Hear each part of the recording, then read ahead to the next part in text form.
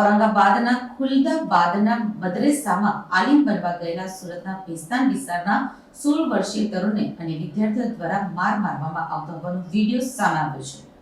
મહારાષ્ટ્રના ઔરંગાબાદના ખુલદાબાદના મદ્રેસામાં આલિમ બનવા ગયેલા સુરતના ભેસ્તાન વિસ્તારના 16 વર્ષીય તરુણને અન્ય વિદ્યાર્થીઓ દ્વારા માર મારવામાં આવતો હોવાનો વિડીયો સામે આવ્યો હતો.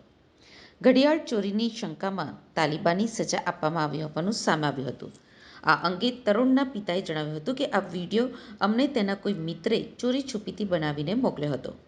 ત્યાં ગયા બાદ અન્ય બાળક સાથે આવું ન બને તે માટે કાર્યવાહી કરવી જોઈએ. બાકી આ વિડીયો જ્યારે મને આવ્યો તો આ વાર્તા 4 દિવસ પહેલાંની છે. તો તાનો એક કોઈ વિદ્યાર્થી ભણતો વિદ્યાર્થીએ જ આ ચોરી છુપેથી વિડીયો બનાવીને અમને મોકલેલો છે. તો અમને ખબર પડી કે અમારા છોકરા હાથે આવું બનાવ બન્યું છે. તો અમે ત્યાં ફોન કરીને પૂછ્યો મોલી સાહેબ. તો મોલી સાહેબે કીધું કે ભાઈ ગલતી થઈ ગઈ છે, અમારથી હવેથી આવું નહીં થશે.